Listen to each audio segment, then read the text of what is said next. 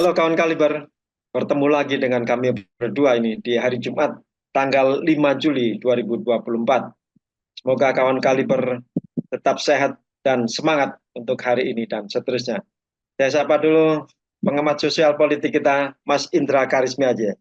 Mas Indra, Halo Mas Edi Wahyudi dan kawan Kaliber dimanapun Anda berada. Nggak kerasa ya, minggu ini cepet banget, tiba-tiba udah Jumat aja, iya, udah mau weekend lagi nih kan begitu. berarti kesibukan makin padat, Mas. Kalau Betul. waktu jalan lambat itu berarti kita nggak ada kesibukan. Iya, makin sibuk dan berita-berita juga semakin menghangat. Kita mau ke membahas berita nasional nih yang kita bicara tentang masa depan bangsa ya. Iya, masa depan bangsa yang penuh utang. Saya bacakan dulu dari kontan.co.id, Mas. 72,5% netizen pesimistis Prabowo bisa tangani warisan utang Jokowi. Ini alasannya. Kenaikan utang Indonesia menjadi perhatian publik. Hasil pantauan Institute for Development of Economics and Finance atau INDEF di media sosial menunjukkan sebanyak 72,5% netizen menganggap kenaikan utang sebagai beban dan hanya 27,5% optimistis pemerintah bisa menyelesaikan persoalan utang ini. Direktur Pengembangan Big Data Indef Eko Listianto menyampaikan hasil tersebut diperoleh dari perolehan data dari 18.997 akun media sosial, khususnya Twitter, dengan 22.189 perbincangan pada 15 Juni hingga 1 Juli 2024. Menariknya para netizen dari 18.000 akun saat ditanya mampukah Prabowo tangani warisan utang Jokowi, angkanya surprise saya rasa. Ternyata 72,5% pesimistis utang ini akan mampu diselesaikan atau setidaknya ditangani pemerintahan Prabowo Gibran 5 tahun ke depan, tutur Eko. Eko menyampaikan persepsi publik di sosial media tersebut menggambarkan bahwa masyarakat sudah merasa bahwa kondisi keuangan negara sudah terlalu buruk sehingga optimismenya menipis. Sebenarnya ini cukup rasional. Inilah yang terjadi di sektor real kemarin dan sektor keuangan. Kenapa kemudian ada APBN disodorkan, kemudian defisitnya diperlebar? Bukannya senang ekonomi akan tumbuh tinggi, yang terjadi justru kabur dan menahan diri, bahkan akhirnya gonjang-ganjing ungkapnya. Bahkan lanjut Eko, perbincangan masyarakat di sosial media tersebut khawatir bahwa negara akan kolaps akibat utang beserta bunganya yang terlalu tinggi. Di samping itu, masyarakat juga menilai defisit anggaran yang terus bertambah, bunga utang yang membengkak, serta dugaan korupsi di kalangan pejabat seolah menguatkan pandangan bahwa pemerintah tidak mampu mengelola keuangan secara efektif. Pun dengan ketidakpercayaan terhadap langkah-langkah yang diambil pemerintah semakin menimbulkan kekhawatiran mendalam akan stabilitas ekonomi dan masa depan negara. Publik khawatir negara akan kolaps. Meski begitu, kita sebagai peneliti mungkin menilai akan sangat jauh. Namun ini penting karena lonceng ketidakstabilan ekonomi, referensi kita yang paling dekat adalah sosial media karena yang demo sudah jarang. Ya, itulah. Oke. Serem juga kalau 72,5% Iya, rakyat Indonesia nggak percaya kalau masalah hutang ini bisa diselesaikan oleh tim atau kabinetnya Pak Prabowo ya. iya. Pertanyaannya gini, Mas, yang 58% kemana? Iya juga nih kan gitu bertanya-tanya apa tentunya yang 58% pemilih beliau itu harusnya punya kepercayaan diri dong Pak Pak Prabowo Ya. itu Atas dasar apa mereka memilih Prabowo Gibran kan? betul betul. Tapi memang terlepas daripada itu kita juga sudah pernah membahas kan belum lama kalau memang kabinet Pak Prabowo ini akan punya tantangan yang sangat berat. Jadi kan kita mengatakan kalau tahun depan itu jatuh tempo Jadi hutang atau cicilan yang jatuh tempo harus dibayar itu memang 800 triliun, Mas. Itu 2 kali lipat dari yang jatuh tempo tahun ini. Tahun 2024 itu 400-an triliun, tahun 2025 itu 800 triliun. Jadi ada beberapa kawan kaliber kan yang menuliskan di komentar waktu kita membahas tentang Ya, hutang ini, mengatakan, kok 800 sih? Kan 8.000. Yang 8.000 itu total hutangnya. ya, Jadi total hutang kita memang 8.000 triliun, triliun. tapi tahun depan itu jatuh tempo, artinya yang harus dibayarkan adalah 800 triliun. Jadi kawan kaliber jangan kebalik-balik ya, kita bukan juga menyampaikan informasi yang keliru, tapi yang kita sampaikan kemarin 800 triliun itu adalah jumlah yang jatuh tempo, jumlah yang harus dibayarkan. Sedangkan total hutangnya memang sekarang ini per 31 Mei 2024 8.353 triliun. Besar sekali ya angkanya. Dan ini kemungkinan juga akan membengkak lagi kalau proyek-proyek mercusuar seperti IKN misalnya dipaksakan untuk, kan sepertinya Pak Jokowi memang berupaya sekuat tenaga supaya bulan depan nih 17 Agustus ini sudah upacara di IKN, sudah ada kegiatan di IKN, tapi banyak orang yang menyampaikan ke saya sebetulnya belum siap gitu. Tapi ya kita lihatlah gitu. Intinya adalah kita juga juga menyampaikan ke seluruh masyarakat kalau kita harus awasi terus masalah penggunaan uang rakyat ini. Jangan sampai dipakai untuk kegiatan-kegiatan yang sebetulnya nilai manfaatnya kecil buat rakyat. Jangan sampai hanya untuk legacy atau pencitraan pejabat-pejabat tertentu, siapapun orangnya ya. Tapi tetap kita harus mengutamakan kepentingan rakyat. Nah, balik ke tantangan tahun depan ini, ya, artinya rakyat harus gimana nih, Mas? Ini kan pertanyaan besarnya ya. Kalau bayangin, Mas, 72% netizen itu nggak percaya kalau masalah ini bisa terselesaikan. Kan berarti akan jadi masalah besar buat kita semua ini.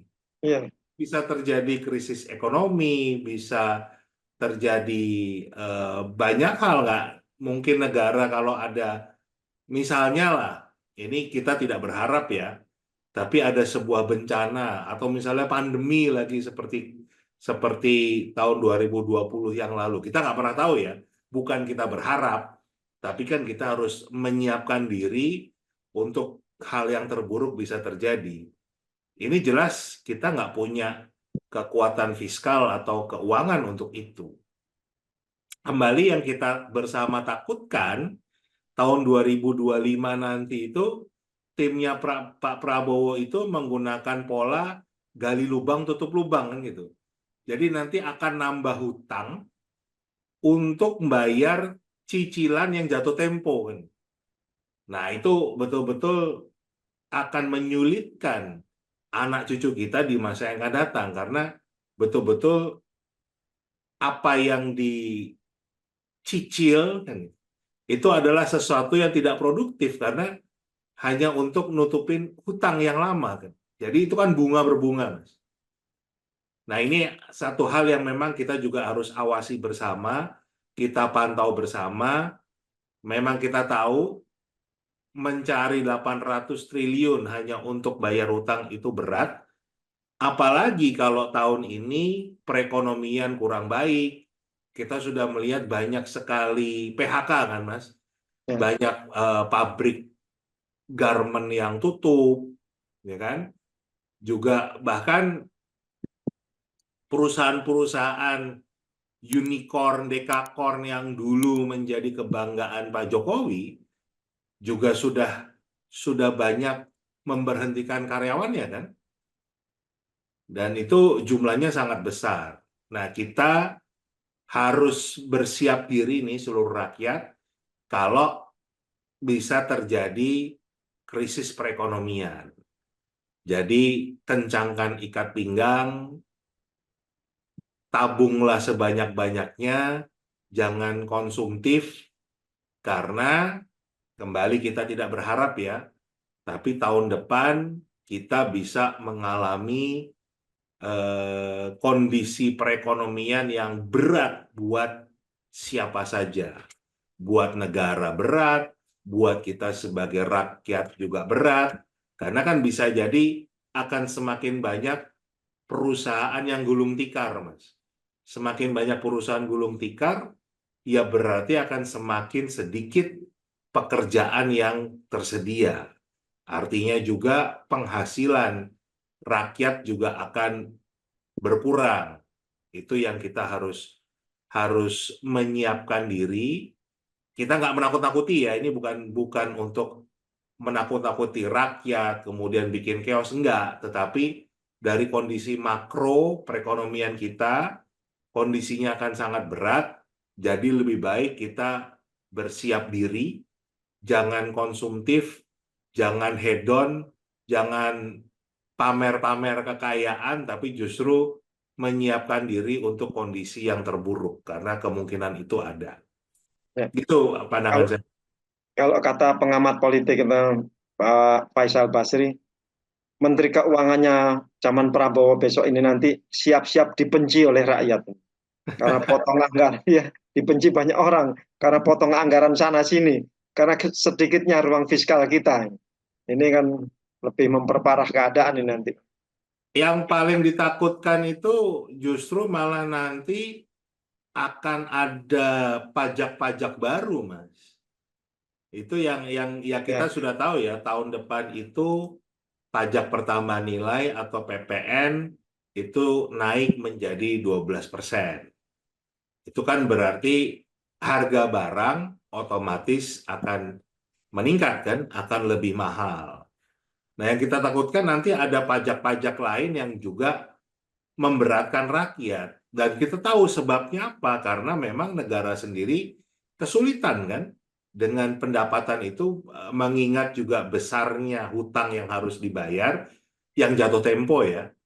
Nanti yang kita takutkan itu akan muncul kenaikan atau bahkan pajak-pajak baru yang akhirnya membebani rakyat. Nah, ini juga yang kita harus menyuarakan pada pemerintah, pada wakil-wakil rakyat kita, jangan sampai kondisi perekonomian yang buruk itu justru malah semakin didorong untuk menambah beban rakyat.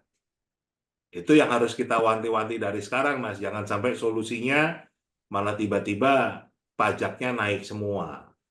Ini kan sudah banyak kelihatan ya, kayak di Jakarta misalnya, kan sekarang juga apa yang dulu dihapuskan, misalnya PBB untuk rumah yang nilainya itu di bawah 2 miliar kan bebas dari PBB. Sekarang itu dikenakan PBB. Itu jadi kelihatan kalau negara ini memang kesulitan dalam hal keuangan. Tapi dampaknya ya jangan rakyat yang suruh menanggung beban kan gitu.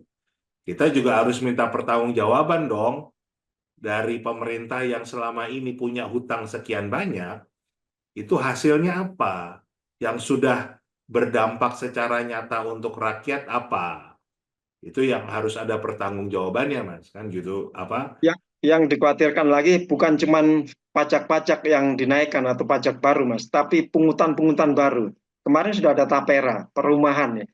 Ntar lagi mungkin nggak tahu kita, mungkin ada tapera kedua, tabungan pendidikan gitu misalnya, tabungan pendidikan rakyat ya.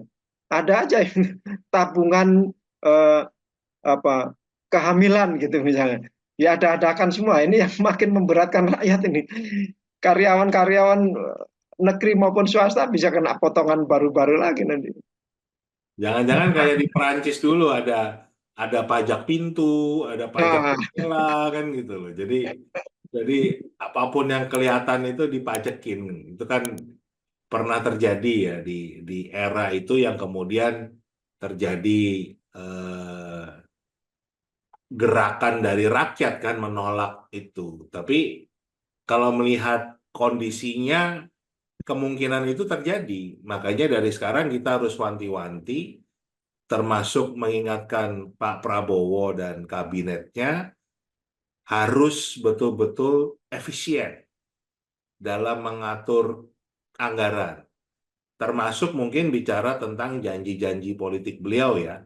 Kita paham lah kalau misalnya beliau punya janji makan gratis misalnya.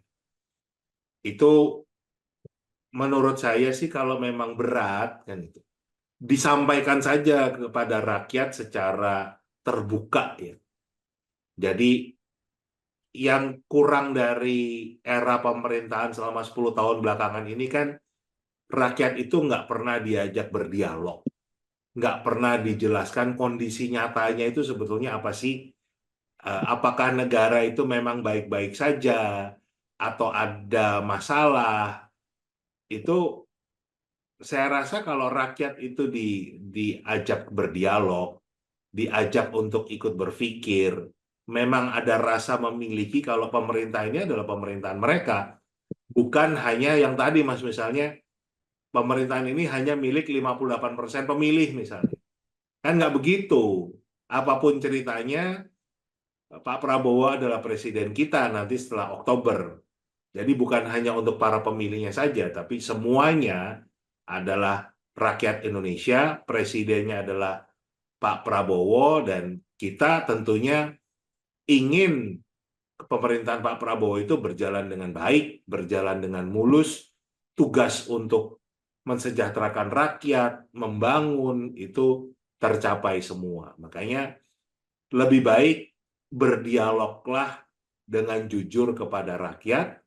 Kalau baik ya katakan baik, kalau kesulitan ya katakan kesulitan, jangan memaksakan diri dengan pencitraan-pencitraan yang akhirnya justru menjadi beban rakyat. Seperti sekarang kan, hutang yang begitu tinggi, begitu besar, cicilannya besar, dan masa solusinya malah majekin macam-macam misalnya kan begitu. Atau malah ngutang lagi buat bayar utang tadi kan, itu malah bahaya gitu Mas. Ya. Dan saya sarankan juga Pak Prabowo untuk mengajak dialog para pakar yang bertentangan atau selama ini kritis dengan pemerintah. Gitu. Jadi tidak hanya yang mendukung saja, nanti yes man semua. Tapi orang-orang yang kritis itu bisa diajak dialog, diundang, diajak dialog itu saya rasa lebih kena pada sasarannya. Dan juga kita juga mengundang para kawan kaliber untuk berkomentar di sini tentang bagaimana sebaiknya pemerintahan Prabowo dalam mengatasi utang ini. Ya, Jangan sepakat. khawatir, ya. Penting sekali memang menghadapi kondisi yang sulit, pendapat para pakar, bagaimana mencari solusi bersama, itu salah satu langkah yang penting. Dan itu salah satu yang tidak pernah dilakukan Ya. oleh pemerintahan di 10 tahun belakangan ini. Jadi justru malah pakar-pakar yang memang punya ilmu di sana, memang punya memang bidangnya di hal tersebut, justru malah sering dimusuhi kan, karena memang sering punya pandangan yang berbeda dengan langkah yang diambil pemerintah. Jadi justru malah masukan-masukan para pakar ini harus menjadi vitamin, harus menjadi bagian dari proses pengambilan keputusan. Karena apapun ceritanya, mereka-mereka ini terlepas itu dianggap benar atau dianggap kurang tepat, dianggap salah pun, kita harus hargai mereka sebagai pakar yang memang bekerja di bidang tersebut ya. Nah itu justru daripada dimusuhin, daripada tidak didengarkan, justru malah diajak untuk berpikir bersama. Yang namanya pendapat kan bisa berbeda ya. Itu kan satu hal yang sebuah keniscayaan. Tapi kalau semua tadi ya pakar itu juga diajak menjadi bagian untuk mencari solusi bersama, saya rasa akan ketemu yang namanya sinergi, akan ketemu yang namanya pemikiran-pemikiran baru yang bisa jadi nggak kepikiran gitu loh Mas, sama tim Ya, yang dibangun itu, oh iya ternyata bisa juga ya begini ya, kan bisa jadi itu pandangan yang berbeda, ya, tapi ternyata itu menjadi solusi yang tepat. Makanya janganlah memusuhi para pakar, janganlah malah menyerang para pakar dengan buzzer-buzzer kan gitu. Tapi justru malah rangkulah mereka, suruhlah mereka berpikir, suruhlah mereka juga ikut mencari solusi segala permasalahan bangsa ini di bidang apapun. ya. Itulah hakikatnya dari dialektika. Ada tesa, ada antitesa, kemudian menghasilkan sintesa. Itu Ya. kita harapkan Pak Prabowo bisa menerapkan itu. Dan kita juga berharap kawan kaliber untuk berkomentar di sini tentang bagaimana sebaiknya pemerintahan Prabowo dalam menghadapi warisan utang yang sedemikian besar. Sebelum komentar Anda dikenai pajak, dan kami jamin komentar tidak akan dikenai pajak di sini. Terima kasih Mas Indra, terima kasih kawan kaliber, sampai jumpa. Sampai jumpa.